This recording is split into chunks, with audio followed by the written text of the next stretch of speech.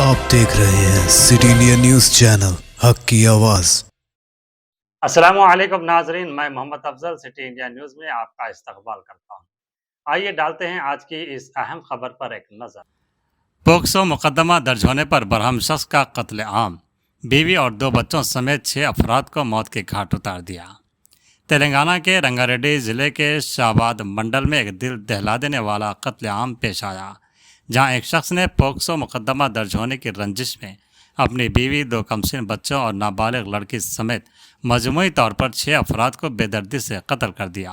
शाहबाद मंडल के देवलागोड़ा के रहने वाले राजकुमार के खिलाफ 16 मई को एक 17 साल नाबालिग लड़की को हिरासत करने के इल्ज़ाम में पोक्सो एक्ट के तहत मुकदमा दर्ज किया गया था। लड़की की वालिदा की शिकायत पर पुलिस ने 26 मई को उसे गिरफ्तार करके जेल भेज दिया था। जुमा के रोज़ जमानत पर रिहाई के बाद वो अपने घर वापस आया। पुलिस के मुताबिक हफ्ते के आला सुबह राजकुमार ने पहले अपने घर में अपनी बीवी सरिता, 4 साल बेटे और 2 साल बेटे को तेज़ धार हथियार से कत्ल कर दिया। उसके बाद वो शाहबाद के PRR स्टेडियम के करीब वाक़ नाबालिग लड़की के घर पहुंचा। वहां लड़की को ज़बरदस्ती अपने साथ ले जाने की कोशिश के दौरान मज़ाहमत करने पर उसकी वालिदा और नानी को भी चाकू के वार करके कत्ल कर दिया। बादअज़ा मुलजिम नाबालिग लड़की को देवलागोड़ा के करीब अखिल सागर तालाब के पास ले गया, जहां उसका भी गला काट कर कत्ल कर दिया।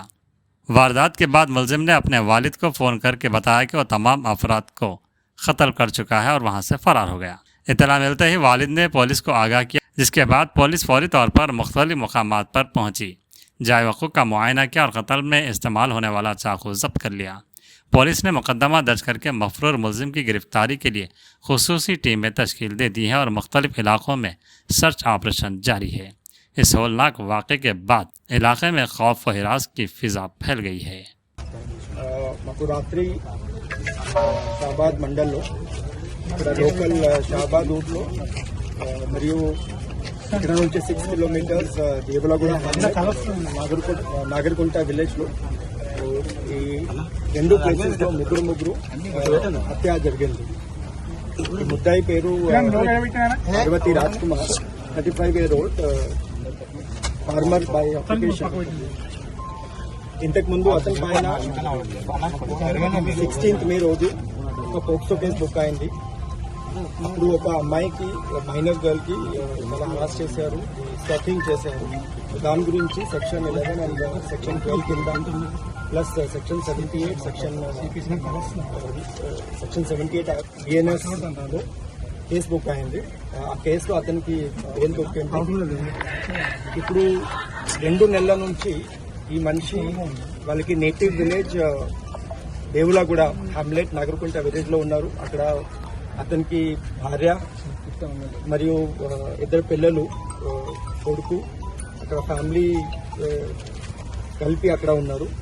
ఈ అమ్మాయికి ఫ్యామిలీ ఇక్కడ లోకల్ షాబాద్లో ఉన్నారు. ఈ అమ్మాయికి కూడా ఫాదర్ లేదు, ఓన్లీ మదర్ ప్లస్ అమ్మమ్మ ఉన్నారు. సో రాత్రి 11-12 మధ్యలో ఫస్ట్ ఇక్కడ షాబాద్ లోకల్లో వచ్చి ఇది ముగ్గురు మనిషికి హత్య చేశారు. ఒక నైఫ్ యూజ్ చేసి ఫస్ట్ ఈ అమ్మాయికి మదర్కి చంపాడు. తర్వాత అది అమ్మమ్మ కూడా, అది అప్పుడు స్లీప్లో ఉన్నారు, ఈ అమ్మాయికి కూడా చంపాడు. తర్వాత ఈ మైనర్ గర్ల్కి తీసుకుని అక్కడ నేటివ్ ప్లేస్ దేవలాగూడకి అక్కడ తీసుకుపోయి అక్కడ ఒక వాటర్ బాడీ ఉంది, చెరువు ఉంది, అక్కడ ఈ అమ్మాయికి కూడా అక్కడ హత్య చేశాడు. తర్వాత ఈ చెరువు నుంచి అతనికి ఇల్లు హార్డ్లీ 200-250 మీటర్స్ ఉంది. అక్కడ పోయి ఓన్ ఫ్యామిలీ వాళ్ళు ఉన్నారు, అన్ని ఇది నిద్రలో ఉన్నారు.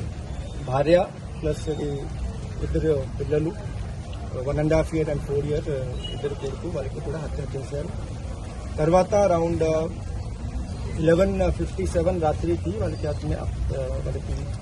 తండ్రికి ఫోన్ చేశారు, ఇట్లా నేను చేశాను, ఈ 6 మనిషికి హత్య చేశాను చెప్పారు. చేసి ఫోన్ స్విచ్ ఆఫ్ చేశారు. ఇది చెప్పారు, నేను కూడా వెళ్తున్నా, నేను కూడా సూసైడ్ చేస్తాను, but that is not confirm. తర్వాత మాకు ఈ ముద్దాయికి పేరెంట్స్ వచ్చి షాబాద్ పోలీస్ స్టేషన్లో ఈ డాక్టర్ ఇన్ఫర్మేషన్ మాకు ఇచ్చారు. అప్పటి నుంచి మేము ప్రయత్నం చేస్తున్నాము. ఈ 6 మంచి బాడీ ఆల్రెడీ మేము EME కోసం హాస్పిటల్కి షిఫ్ట్ చేశాము. కంప్లైంట్ బుక్ అయింది.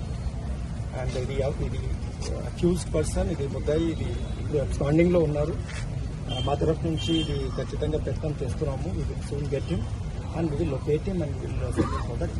సార్ పోలీసులు సరిగా వ్యవహరించలేదు, పోక్సో కేసు అయిన తర్వాత అరెస్ట్ అదే నిర్లక్ష్యంగా ఉన్నారని చెప్పి వాళ్ళు ప్రధానంగా ఆరోపిస్తారు. ధర్నా కూడా చేసి అవును. So actually immediately case book అయిపోయిన తర్వాత అబ్స్కాండ్ అయినారు. విలేజ్లో లేదు ఆల్మోస్ట్ 15 days. ఇది 2 వారం ఇది విలేజ్లో లేదు. మేము ప్రయత్నం చేశాము అప్పుడు.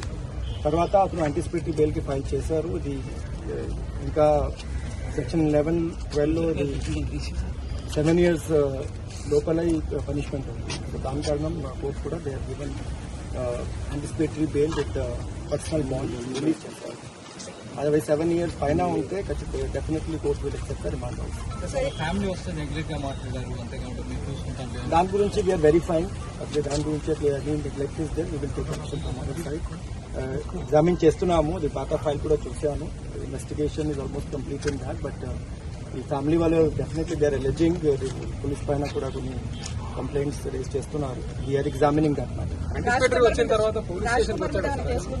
యాంటిసిపేటరీ తీసుకున్నాక ఏమైనా కండిషన్ ఏమన్నా పోలీస్ ఎస్ ఇది వచ్చారు. యాంటిసిపేటరీ బెయిల్ తర్వాత ఇది 2-3 సారి కౌన్సిలింగ్ కోసం మేము పిలిచాము. అప్పుడు ఎట్లా ఉండేది సార్? అంటే కౌన్సిలింగ్ అప్పుడు ఆయన మైండ్ సెట్ ఎట్లా ఉండేది? కౌన్సిలింగ్ అప్పుడు ఆయన మైండ్ సెట్ ఎట్లా ఉండేది? మీన్స్ యాక్చువల్లీ అతనికి కొంచెం పాత రికార్డ్ అట్లాగే ఉంది. యాక్చువల్లీ ఇది వాళ్ళకి